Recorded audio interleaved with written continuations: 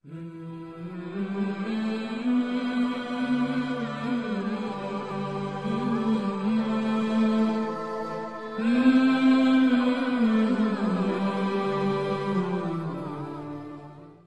باللہ من الشیطان الرجیم بسم اللہ الرحمن الرحیم لقد سمع اللہ، بے شک اللہ تعالیٰ نے سن لیا، قول الذین قالوا ان اللہ فقیر، ان لوگوں کی بات کو جنہوں نے کہا کہ اللہ فقیر ہے، ونحن اغنیاء، اور ہم مالدار ہیں، سنکتب ما قالوا وقتلهم الانبیاء بغیر حق، اب ہم اس کو لکھ لیں گے جو وہ کہتے ہیں، وقتلهم الانبیاء بغیر حق، اور جو خون کیے انہوں نے انبیاء کے ناحق، ونقول ذوقوا عذاب الحریق، اور ہم کہیں گے چکھو جلتی آگ کا مزہ، ذالک بما قدمت ایدیکم، یہ بدلہ اس کا ہے جو تم نے اپنے ہاتھوں سے آگے بھیجا، وان اللہ لیس بظلام للعبید، اور اللہ تعالیٰ اپنے بندوں پر ذرا بھی ظلم نہیں کرتا۔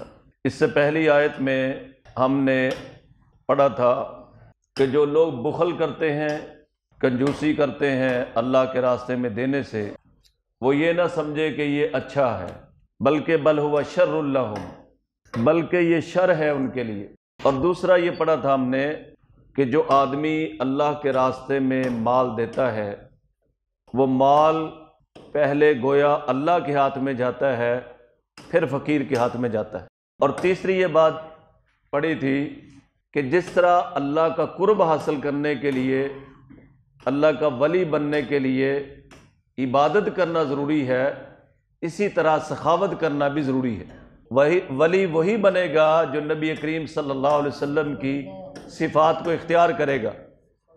آپ علیہ السلام کائنات میں سب سے بڑے عبادت کرنے والے تھے، تو ولی کو عبادت گزار بننا پڑے گا، اور آپ کائنات میں سب سے بڑے سخی تھے، اسخی الناس، سب سے بڑے سخی تھے، تو جو آدمی اللہ کا ولی بننا چاہتا ہے اس کو سخاوت کی صفت جو ہے وہ اختیار کرنی پڑے گی۔ کوئی آدمی اللہ کا ولی بن جائے اور سخی نہ ہو تو یہ نہیں ہو سکتا۔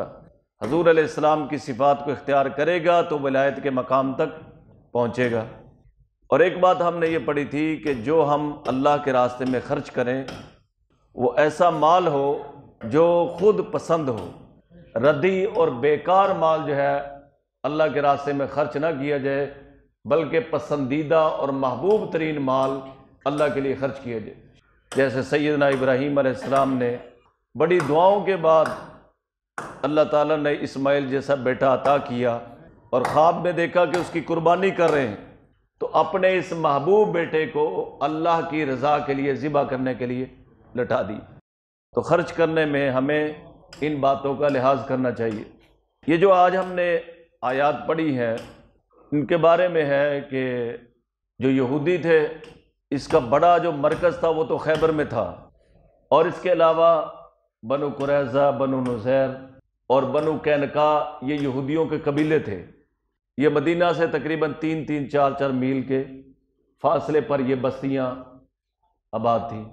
تو نبی کریم صلی اللہ علیہ وسلم نے حضرت ابوبکر صدیق کو دعوت اسلام کا پیغام دے کر، مضمون دے کر، بنو قینقاع کی طرف جو یہودیوں کا قبیلہ تھا اس طرف بھیجا کہ ان کو جا کے اسلام کی دعوت دے۔ تو حضرت ابوبکر صدیق رضی اللہ تعالیٰ عنہ یہ پیغام لے کر، دعوت نامہ لے کر یہودیوں کے اس قبیلے کی طرف گئے، اور اس میں کیا تھا؟ اتقوا اللہ، کہ تم اللہ تعالیٰ سے ڈرو اور ایمان لے آؤ، کیونکہ تم جانتے ہو کہ محمد مصطفیٰ صلی اللہ علیہ وسلم اللہ تعالیٰ کے برحق رسول ہیں، اور اس بات کی گواہی خود تمہاری کتابوں کے اندر بھی موجود ہے۔ الذی یجدونہ مکتوبا عندہم فی التوراۃ والانجیل، وہ رسول پاک صلی اللہ علیہ وسلم کا حق ہونا اپنی کتابوں میں، تورات میں، انجیل میں لکھا ہوا پاتے ہیں، اس لیے تم ایمان لے آؤ اور نماز قائم کرو اور زکوٰۃ ادا کرو، وَأَقْرِضُوا اللَّهَ قَرْضًا حَسَنًا، اور اللہ تعالیٰ کو قرض حسن دو۔ اور ابوبکر صدیق رضی اللہ عنہ یہودیوں کے جب اس قبیلے میں پہنچے بنو قینقاع میں، تو وہاں یہودیوں کا ایک بڑا عالم تھا، پادری فخاذ بن آزورا، وہ بھی آیا ہوا تھا، اور ایک وہاں بڑا مدرسہ تھا بیت المدارس، اس میں تعلیم دے رہا تھا۔ اس نے جب حضور صلی اللہ علیہ وسلم کا خط پڑھا تو کہنے لگا اچھا اس کا مطلب ہے کہ اللہ فقیر ہے اور ہم مالدار ہیں، اللہ غریب ہو گیا اور ہم مالدار ہو گئے۔ اب ابو بکر صدیق رضی اللہ تعالیٰ عنہ انہوں نے کھینچ کے تھپڑ مارا اس کو، فخاذ بن آزورا کو، کہ تم نے اللہ کی گستاخی کی ہے۔ اس سے معلوم ہوا کہ دین کے معاملے میں غیرت آنی چاہیے، دین کے معاملے میں غیرت مند ہونا چاہیے۔ اب یہ جو ہے شکایت لے کر نبی کریم صلی اللہ علیہ وسلم کے پاس آ گئے، دیکھو جی انہوں نے یہ کیا وہ کیا۔ ابو بکر صدیق رضی اللہ عنہ نے کہا یا رسول اللہ صلی اللہ علیہ وسلم، اس نے یہ کہا تھا کہ ہم جو ہے نا اللہ فقیر ہے اور ہم مالدار ہیں، اس نے اللہ تعالیٰ کی شان میں گستاخی کی ہے۔ تو اللہ تعالیٰ نے تو قرض حسن کا کہا تھا کہ دو گے تم فقیروں کو اور مسکینوں کو، لیکن اس کا اجر، اس کا ثواب اور اس کا بدلہ تمہیں اللہ دے گا۔ جو تمہیں ملا ہے وہ بھی تو اللہ نے دیا نا، اس کے کہنے پر تم دو گے غریبوں کو، مسکینوں کو، فقیروں کو، لیکن اس کا صلہ اور اس کا بدلہ تم کس سے پاؤ گے؟ اللہ تعالیٰ سے پاؤ گے۔ اللہ تو قرآن میں ارشاد فرماتے ہیں یا ایھا الناس انتم الفقراء الی اللہ واللہ هو الغنی الحمید، اے انسانوں تم سارے اللہ کے فقیر ہو، اللہ کے محتاج۔ اللہ کی ذات غنی ہے اور حمید ہے، تعریفوں والی ذات اللہ کی ذات ہے۔ تو یہودیوں نے اور بھی کئی موقع پر گستاخیاں کی، کبھی یہ کہتے ید اللہ مغلولہ، اللہ کے ہاتھ بندھے ہوئے اس لیے تو ہمیں کچھ دیتا نہیں۔ اللہ فرماتے بل یداہ مبسوطتان، اللہ کے ہاتھوں کو کون باندھ سکتا ہے، اللہ کے ہاتھ کھلے ہوئے ہیں۔ تو جس طرح ان کے بڑوں نے گستاخیاں کی تھی، ہم اللہ کو نہیں مانیں گے جب تک آنکھوں کے سامنے نہ دیکھ لیں، اللہ ہمیں خود آگے نہ کہہ دے کہ تورات کو مان لو۔ اور پھر دوسری ان کی خسرت بیان کی کہ وَقَتْلِهُ الْأَنْبِيَاءَ بِغَيْرِ حق، اور ناحق انہوں نے جو نبیوں کو قتل کیا ہے۔ کسی بھی نبی کو قتل کرنا حق نہیں ہے، اور یہ ایسا جرم تھا جس کو یہ جرم سمجھتے تھے۔ کسی بھی مسلمان کو جو قتل کیا جاتا ہے اس کی 3 وجہ ہو سکتی ہیں، اور چوتھی وجہ کوئی نہیں کہ کسی مسلمان کو کلمہ کے بعد قتل کیا جائے۔ پہلی وجہ یہ ہے کہ کلمہ پڑھنے کے بعد ایمان سے پھر جائے، مرتد ہو جائے، تو اسے کیا کیا جائے گا؟ قتل کیا جائے گا۔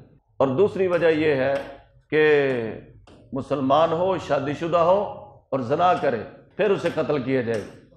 اور تیسری وجہ یہ ہے کہ اس نے کسی ناحق مسلمان کو قتل کیا ہو۔ ان 3 وجہ کے علاوہ کوئی چوتھی وجہ نہیں ہے کسی مسلمان کو قتل کرنے کی، اور نبی کو تو قتل کرنے کی وجہ ہی کوئی نہیں۔ حدیث میں آتا ہے نبی کریم صلی اللہ علیہ وسلم نے ارشاد فرمایا قیامت کے دن سب سے زیادہ سخت عذاب اس شخص کو ہوگا جس نے کسی نبی کو قتل کیا ہے یا نبی نے اس کو قتل کیا ہے۔